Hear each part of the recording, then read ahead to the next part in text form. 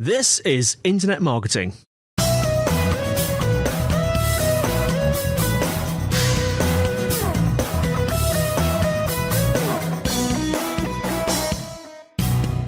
Brought to you by Site Visibility at sitevisibility.com. This is Internet Marketing, and today I'm joined by Steve Rayson, Director at BuzzSumo. How are you doing, Steve? I'm doing very well, thank you. A little bit damp here in Brighton today, but very well. Yeah. It's a Skype to Skype, Brighton to Brighton, and at the moment there's a thunderstorm in Brighton. So if you hear rumbles of thunder, it's not my stomach, as it often is. It's actually real thunder. So Steve, let's start off with you telling us a little bit about you and what you do at BuzzSumo, and what BuzzSumo does, in fact. Yeah, no, of course, happy to do both. In terms of me, interesting background. I was once the director of finance at the local council many years ago. But my background is more in e-learning. I've set up and sold a number of e-learning companies, and that was very much what I was doing until about 2012, when I then moved into social media marketing. And in 2013, we set up BuzzSumo, which is going very well. I'm just one of the directors. There are three co-owners. I'm one of the co-owners. We don't really have formal roles. We tend to do things that we think we're reasonably good at.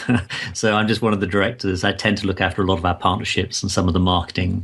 But in terms of BuzzSumo, for those that don't know, I mean, really it's a tool designed to help content marketers. And we try to help in a number of ways. The first is through research. We crawl the web, not really unlike Google, except we show you the most shared content. So if you want to see the most shared content on a topic, yesterday we'll show you the most shared content, or the most shared in the last week or last 3 weeks, etc. So we do research so you can see what's resonating with audience. What do people like? What are they sharing? What sort of formats are working?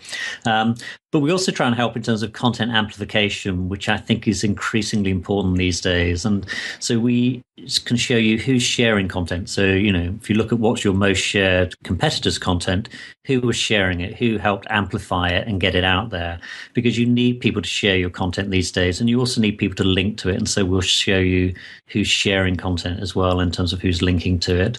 And then finally, we have alerts. You can basically put in your brand name, and then we'll tell you every time somebody mentions you on the web, wherever, in any blog post. It doesn't have to be in a title. We'll pick it up and we'll give you an alert every time somebody mentions you or a competitor, so you can see what's happening in the world. So that's what the tool does. It's really an intelligence tool to help you research and amplify the content you're creating, whether you're writing a blog, whether you're a brand, or whether you're a publisher. That's a really, really useful thing to know, actually, who's sharing, what's the best platform to share. What can people do with this information? What can it sort of help us to do? I think the key thing is to help you produce content that'll resonate with your audience. I always say to people that content marketing at one level is really quite simple. You're creating, you're distributing content which is valuable, helpful to your audience. You're doing that consistently, and then you gradually build an audience. And once you have an audience, in time, you can monetize that. I hate that particular phrase, but you can monetize it. You can sell things to your audience. And so it seems quite straightforward. But the reality is it's hard work. It's hard work to be relentless and keep producing content. But there's simply so much content out there. I was looking the other day and someone was saying over 5 million blog posts published a day. I mean, a huge amount of content. The Guardian publishes thousands of articles every week.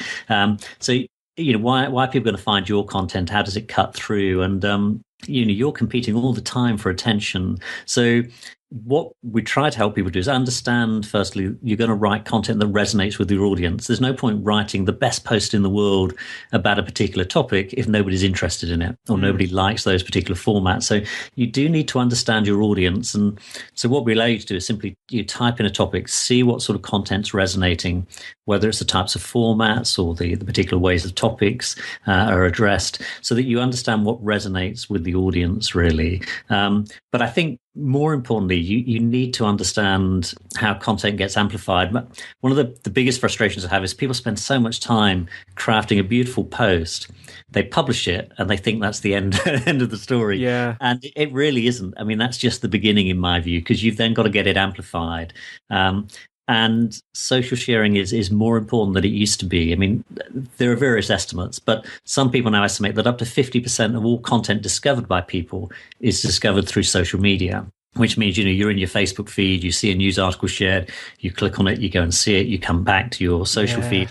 a lot of content seems to be discovered that way this time. Almost as much content is discovered that way is actually on Google, which is sort of interesting. I mean, it obviously varies from content type to content type, but you need to be discovered on Google, of course, if people search for your particular topic, but you need people to amplify your content by sharing it and by linking to it, which hopefully will help your Google ranking. And as I say, I think once you publish the content, that's when the hard work starts. But I think for some people, they publish the content and they think that's the game over. And I'm very impressed by people like BuzzFeed who really understand that. So when they write a piece of content, they make the writers write sort of 20 headlines. And then they put out all 20 headlines and they A/B test them through the day. And then they see which headline's working better. And then they gradually refine it. So they're constantly monitoring their content and constantly adjusting it to make sure it's resonating with their audience. Whereas some people just stick with one headline, put it out, never change it. You do need to monitor it. You do need to see what's working. Yeah. But and the other thing is, once you do research as well, I think the other thing is if you don't research what's working, you don't research what networks are working, you may find that in some instances, really you only need to be looking at Facebook, or you should really be looking at LinkedIn for this topic, etc.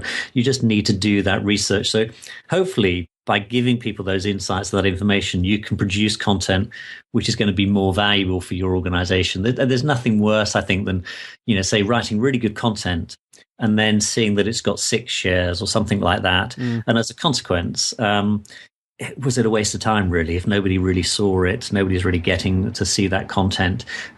So you have to find ways to get content out there. And we did a major piece of research with Moz last year. We took 1 million articles. We looked at the number of shares. We looked at the number of links.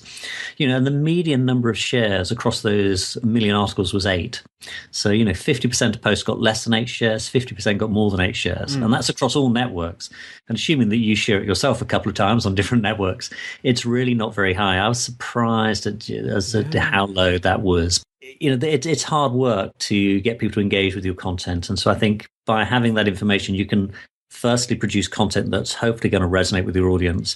But secondly, you can look at ways to amplify that content, and particularly working with influencers, which are not necessarily big influencers with millions of followers, but people who are respected in your particular field. They may only have 2, 3, 4,000 followers, but if they share something, it gets engaged with by other people. So you need to find the right influencers to help spread the word about your particular content, really. Now, you talked about doing research, which is like the sort of the bit you do before you actually do your post, or before you actually at least publish it. What surprised you about the results? Because obviously you've got a lot of experience of looking at the way. I mean, you mentioned that there's a certain ways that sharing works. What surprised you from the results? I mean, a couple of things, really. Firstly is that the power law on internet-based content is huge. In reality, the top few percent of posts get virtually all the shares, all the links. So, sites like TechCrunch just get masses of shares, and then it falls away very quickly. So most content actually doesn't get a great deal of traction in terms of shares and links. So you have to work very hard at it. As I said, when we took 1 million posts at random, it was 8. But even when we took 100 or so of the top B2B blogs, the median again was only something like 60 shares. It's relatively low. And so what surprised me, I think, is just, I don't think, either it suggests to me that either the content people are producing is very poor, and that's one possibility, or that the people who produce the content didn't have an amplification strategy, and so they didn't spend enough time amplifying it, because there are ways you can get a lot more shares than that if you work with certain people who are influencers, the way you promote your content, for example.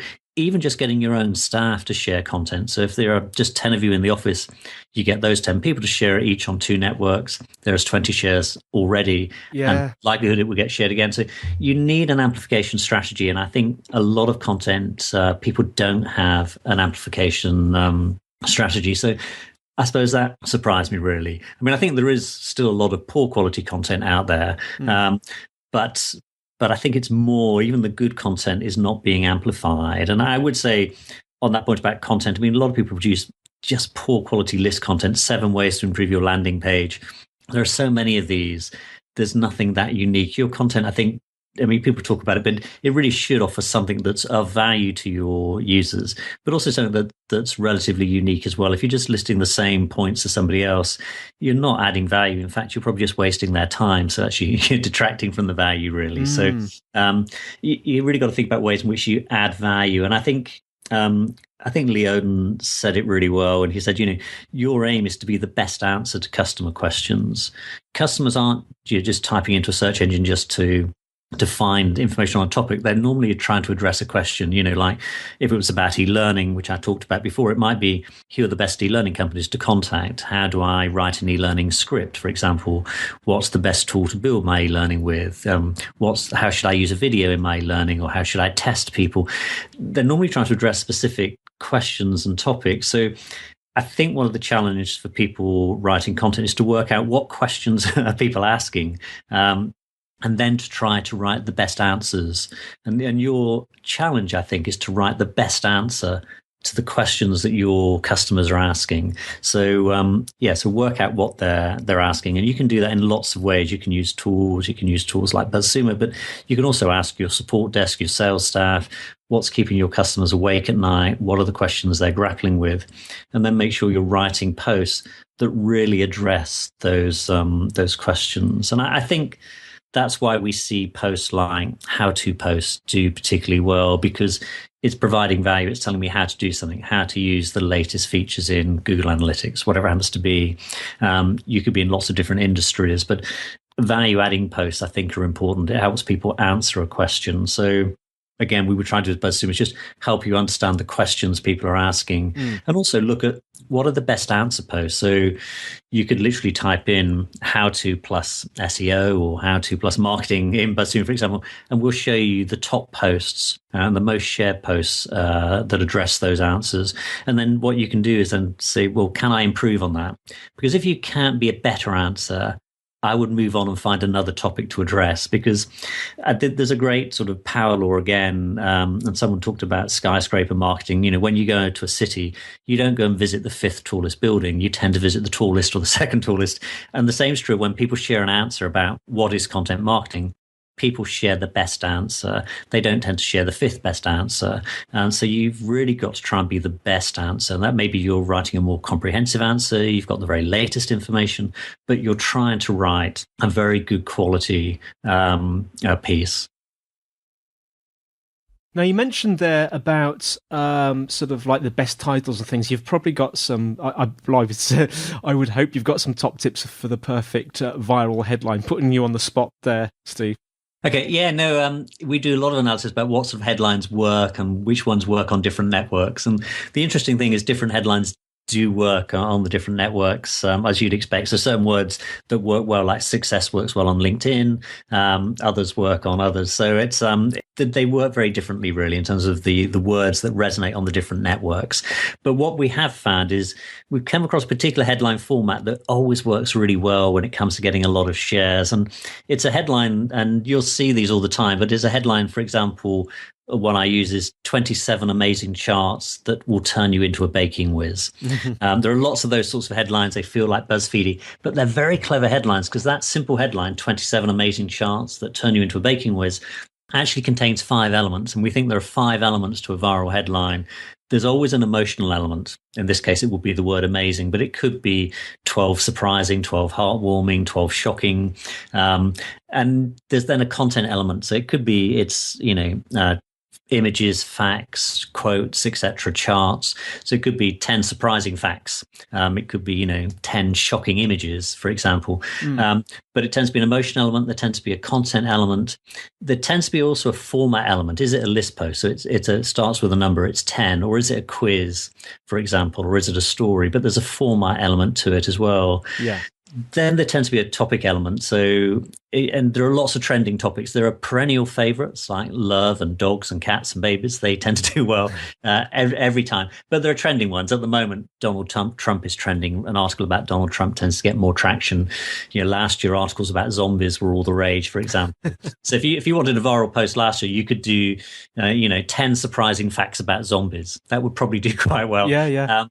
And the final element those headlines have is, and there's a sort of promise element. They promise you something, that you can do something. So if we go back to that headline 27 amazing charts that will turn you into a baking whiz, there's a very clear promise. This is going to turn you into a baking whiz. Or it could be, 10 surprising hacks that will improve your Facebook marketing. So those sorts of headlines actually are very powerful. And it's just amazing how they can cram 5 different elements into one single and relatively short headline. So if you want to write a viral headline, I would say, you have a format element. It's a list post or it's a story.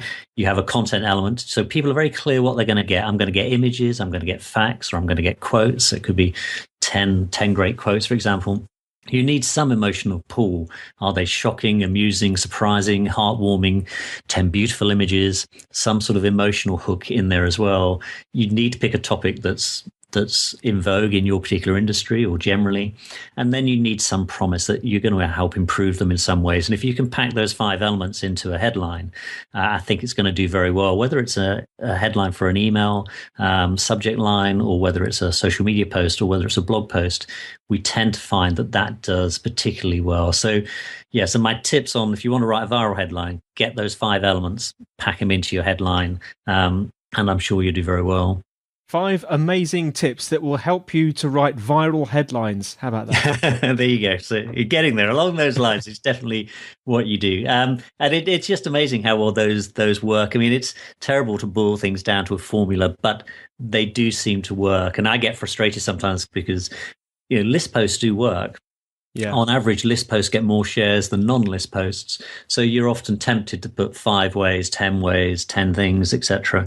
And it can be frustrating, but the bottom line is they seem to work. And I think they work in part because of that promise as well. If it's 5 things, okay, I've got time to skim 5 things. I know what I'm going to get in the post. So it's just one part of that viral headline. There are other ones that deliver value and that perform well in terms of headlines. And it's things like how-to posts, 10 ways to do something, because again, it's promising value, really, how to do something. So yes, if you're after viral headlines, we've written quite a few posts around it, but getting those 5 elements into your headline, it definitely works. We've looked at all the data and looking across millions of posts. If you have a headline like that, on average, you'll get more shares than headlines that don't. Amazing. So on your exciting escapades through various social media platforms, Steve, do you see patterns? I'm wondering specifically, a question I get asked a lot is, what sort of things is Twitter good for versus what sort of things is Facebook good for versus LinkedIn? Any trends or patterns there you've seen? Yeah, we've seen quite a lot of those, really. I mean, one of the things we looked at the top 3-word phrases in headlines, for example, that get the most shares.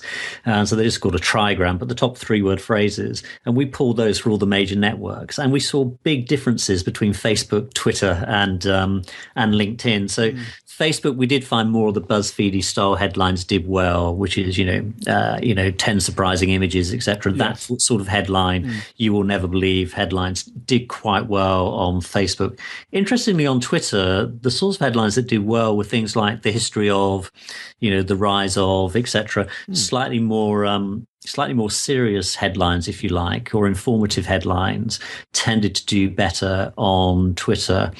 On LinkedIn, there are certain words and things that did particularly well on LinkedIn. So interestingly, words like tips, habits, mistakes, they all seem to resonate very well on LinkedIn. So post titles with those words in got a lot more LinkedIn shares than posts without them. And you can see that as well. If you took something like a quiz on Facebook can go really viral and get, tens and hundreds of thousands of shares. But actually quizzes on LinkedIn just don't work at all, really. I've looked at loads of them, and lots of the quizzes people publish on LinkedIn, on posts, etc., don't do so well on LinkedIn. So certain things do well. Some of the more viral stuff does better really on Facebook. The other thing that really resonates on LinkedIn posts is the word success or successful. Yes. Lots of the most shared posts on LinkedIn are about, how to be successful, what successful people do in the morning, 5 habits of successful people. LinkedIn is a network people are looking to be successful in work. So, and I think that's why things like tips, habits, mistakes to avoid, obviously, those tend to do quite well on LinkedIn. So, so what we've done is to say, analyze the different networks, the headlines that work, and we do see quite big variances between Facebook, Twitter, and LinkedIn. There are some common ones. So that sort of viral headline I talked about with tend to do well across all of them. But definitely certain types work better on Facebook than they do on LinkedIn. Equally, there's differences between short form and long form content. So short form content will often get quite a lot of shares, but long form content will often get a lot of links as well. If it's a comprehensive answer to something, it's more likely to be linked to. So a viral quiz, for example, could get lots and lots of shares. But an in-depth 3,000 word post answering a specific question, for example, that's more likely to get links, and that may do better on links than the viral quiz. Things that are probably obvious if you sit down and think about it, but the data makes it very clear that there are those big differences. And I think that's the other thing to think about is some people just say, I'm writing a blog post. And to me, the question is, why are you writing the blog post? So what's the objective of the content you're producing? Because there are different stages. Obviously, the sales funnel, you want to make people aware of you, and a quiz may be quite good at just making people aware of you. But then you move through that buying cycle, so that you want them to seriously consider you. You want them to then maybe explore some case studies on your site, some features of what you're doing, for example. You want some conversion content which really persuades them to then, come towards you. You might, in the early stages after awareness, you might just want some lead generation content. Here's an ebook, and you have to sign up and give me your email to get the ebook, etc. So different types of content has different purposes, really. And again, I think sometimes people just write a blog post without thinking. What we try to do is just say, okay, over a period of a quarter or a month, whatever it happens to be, have we got a balance of content? Some which is raising awareness about it, some which is helping us generate leads, some which is helping us convert people, because they are quite different types of content. And anytime somebody comes to our website, they're at different stages of the buying cycle.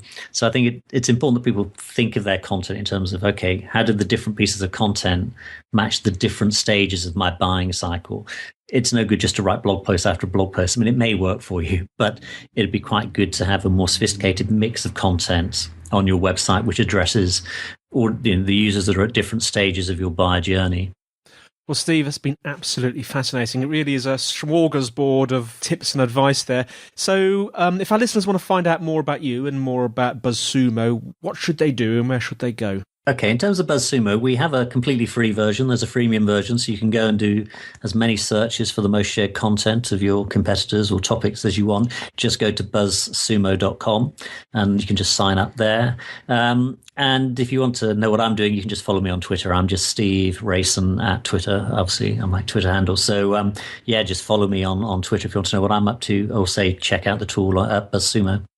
Fantastic. So just to clarify, the spelling of BuzzSumo is BuzzSumo.com, isn't it? I've got that right, haven't I? That's right. That's absolutely right. Yeah, it gets spelled lots of different ways, so you're right to clarify the point. Well, thank you for listening, everyone. The show notes are in the usual place, sitevisibility.com/IMPodcast. We are on iTunes and Stitcher, and we would love some more reviews, so please do that, because if they're good ones, we can help more people, because more people will listen. If you want to connect with me directly, I'm Dr. Pod, DoctorPod, on LinkedIn and Twitter. And we are looking to answer some questions from the audience in a future episode or future episodes. So send us questions. 2 ways to do that. The email is podcast@sitevisibility.com. And the special sort of speak with your voice line, otherwise known as a telephone line, is +44 1273 256 150. Well, that's all from me, Andy. And it's all from Steve. Great. Thanks, everyone. And we'll see you next time on Internet Marketing.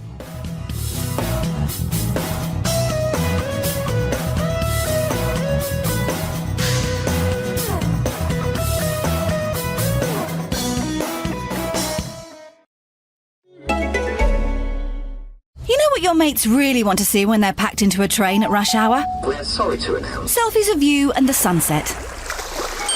Better yet, send one of the sunrise too. And at midday. And every time the sun moves across the sky. Take your home plan abroad on Pay Monthly with Vodafone, the UK's best network for roaming. Vodafone, power to you. Minimum term agreements and credit check apply. 40 destinations at no extra charge. 60 at £5 per day. Destinations, charges and verification at vodafone.co.uk/roaming.